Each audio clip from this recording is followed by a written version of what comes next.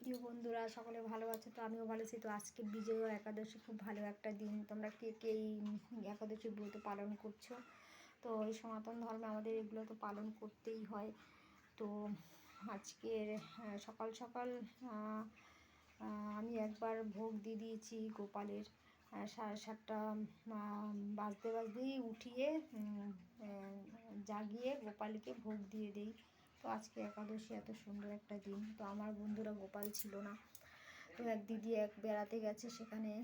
তো সেই দিদি আমার কাছে একটু কয়েকদিনের জন্য দিয়ে গেছে। তো ভাবলাম, এমনি আমি প্রতিদিনই দুপুরবেলা ভোগ দিই, সব ঠাকুরকে যেরকম হয় সেরকমই দিই, ফল হোক মিষ্টি হোক যাই হোক দিয়ে ভোগ দিয়ে দিই। তো আজকের একাদশী বলে তো একটুখানি গোপালের জন্য একটুখানি এই যে মিষ্টি দই নিয়ে আসলাম, আর একটু ফল, একটু ওই মিষ্টি দিয়ে ঠাকুরকে ভোগ দিয়ে দিলাম। তো কেমন হয়েছে বন্ধুরা কমেন্ট করে জানাবে। ভগবানকে তো দেওয়ার মতন কিছুই নেই। তো ঠাকুরের জন্য আমি গোপালের জন্য আমি একটা জামা নিয়ে এসেছি। যেহেতু গোপাল যখন যাবে, গোপাল আসলে তো দিতে হয়। তো খালি হাতে কেমন লাগে, গোপাল আসছে আমার বাড়িতে। তো আমার যতটা ক্ষমতা হয়েছে, আমি যতটা পেরেছি, তো এই একটা জামা নিয়ে এসেছি। বন্ধুরা কেমন হয়েছে কমেন্ট করে জানাবে।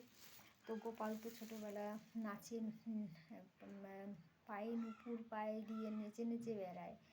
তাই ছোট্ট এক লাইন গান করছি আমি গোপালের। সুন্দর গোপাল নন্দ দুলাল, কৃষ্ণ রাধার শ্রীহরি, সোনার নূপুর পায়ে নাচিয়া নাচিয়া গায়ে, সোনার নূপুর পায়ে নাচিয়া নাচিয়া গায়ে, বাঁশুরি বাজায় হরি, রাধা রাধা নাম ধরি। তাই জন্য আমি, এ তো একই জিনিস, তবুও রাধাকেও তো ভালোবাসে। তো গোপাল তাই মাঝখানে রেখে দিয়েছি বন্ধুরা।